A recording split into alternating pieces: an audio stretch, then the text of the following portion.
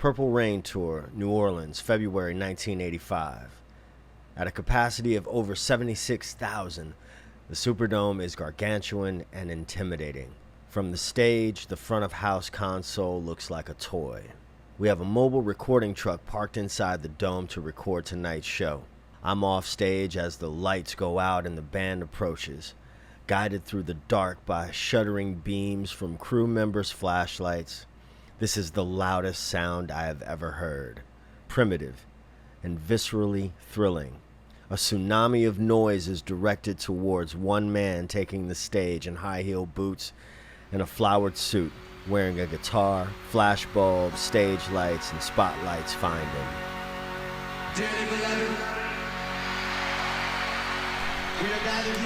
You know, the first time I read that, I got misty, as I'm actually getting misty right now. And the reason is because that was the first concert I ever went to. Was that Purple Rain World Tour. I was 15 years old, in middle school, the most influential time in most people's lives. And I was about to witness the biggest superstar on earth. I would go on to see Prince many, many, many times up until the last time I saw him, which was a month before he passed at the Oakland Coliseum. And I've seen him in so many different scenarios, from big stadiums to small clubs. I've seen him, being pressed up against the railing. I've seen him from a VIP section. And that last time I saw him, I was so high up in the nosebleeds, I could have changed the light bulbs in the Coliseum. The man played for 3.5 hours with just a piano. And it was almost the perfect bookend to my experience seeing him live. Starting off seeing a 25-year-old Prince, only 10 years older than I was, at the height of his fame, to that last time where he was a solitary figure in the middle of the Oakland Coliseum. I still feel like I don't know that there's an artist alive today. No, not even Stevie Wonder, that could be that captivating for so long. But this story is less about all of those times that I saw Prince. I want to talk about this first time and this first experience as a kid seeing a 25-year-old Prince at the height of his fame. I grew up in the famous Treme area of New Orleans, and during that time, I just felt like it was so closed, it was so boxed in. There was the Lafitte and the Iberville projects, Orleans and Claiborne, the Carver Theater. I grew up right behind the Carver Theater, and just up the street is a famous restaurant called Dookie Chase. At the time, some of the best po' boys, when my mom got a bonus or something like that, if it was a good day, I had been good in school or something, we might get a po' boy from there, but we never went in there to eat, like to sit down and eat, unless it was a real special occasion, because you had to have a little money to go in there, right? But Dookie Chase had a ticket master in this inside. And so my dad was in town, right? He was on TDY, like a military leave, right? So he's home and he knows that I'm really, really into Prince. I mean, most kids were. I mean, you think how big, I don't know. Who's the artist today or over the last 15 or 20 years that could be, Beyonce maybe, but Prince was just megastar at this time with Purple Rain. And so my dad knew I was into him, and so he got me and my buddy Leo tickets. So this concert goes down on Friday, February the 1st, 1985. And I can remember the excitement of, the build up, you're a kid, man. And me and my buddy, we talking about it. We're all excited and whatnot. We making plans. And of course, you got to get your outfits together. So it was wear something purple. My mom's single. She's working and stuff. So I don't really remember how we scraped up these outfits, but I remember I was wearing like this purple and black kind of flannelly thing that I wouldn't be caught dead in today. And we actually walked. And I want you to picture the proximity. We walked from my house to the Superdome. If you know New Orleans, you know we got the I-10 overpass. And so walked down Orleans Avenue, made that right on Claiborne Avenue, and walked down to the Superdome.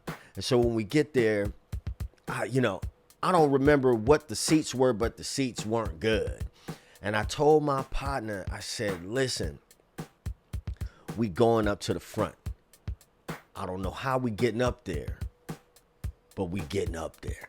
Come with me if you want to live. And I'm telling you, we jumped over. I'm like egging him on, right? So we jumped over this little balcony or whatever, and I had one of those Kodak disc cameras. So thin there's room in the camera for an array of precision electronics.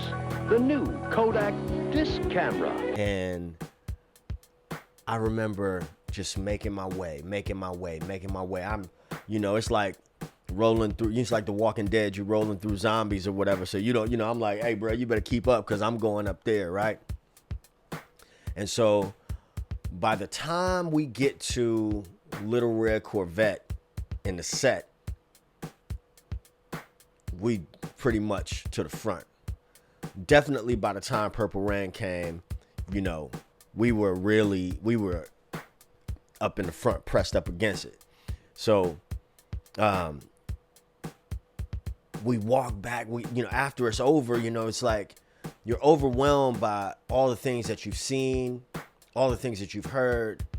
You can't wait to tell everybody. You can't wait to go home or, get your mom to take that disc camera to the place. We had a little drugstore called K&B. It's our little drugstore chain, but you couldn't wait for your mama to bring that to get developed. And, man, it was all anybody could talk about, because Monday at school, or at least that week, right, when you got your photos developed or whatever, that's all anybody could talk about. And you comparing pictures with folks, who was closest, who got the best shots. And I'm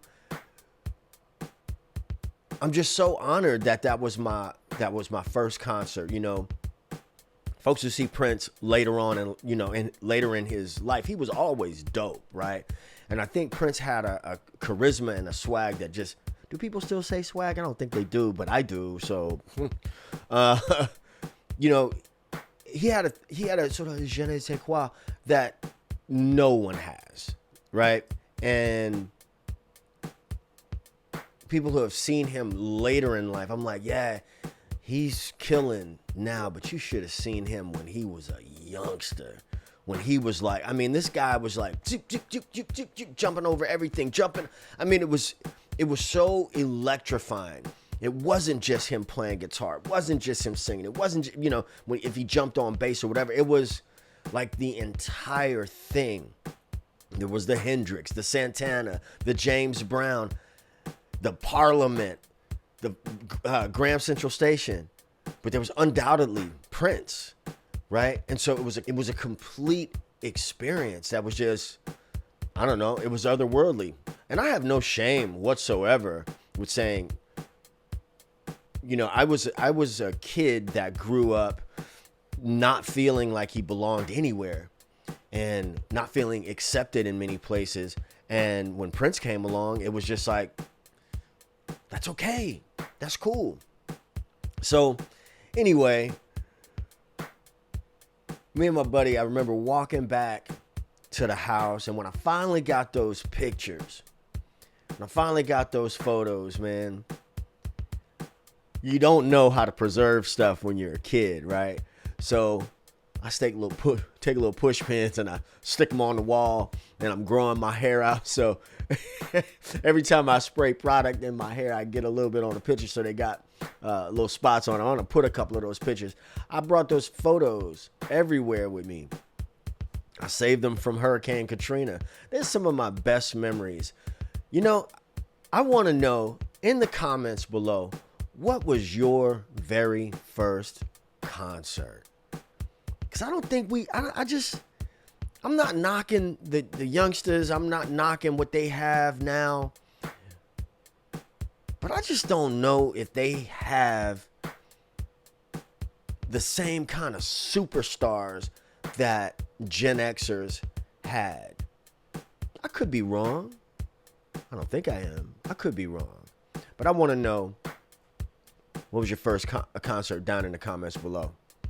I'll tell you my second concert, Municipal Auditorium, Terrence Trent D'Arby. Anyway, leave me some comments down below. I would really love to hear your story and keep the dialogue going. All right? Peace. Two fingers.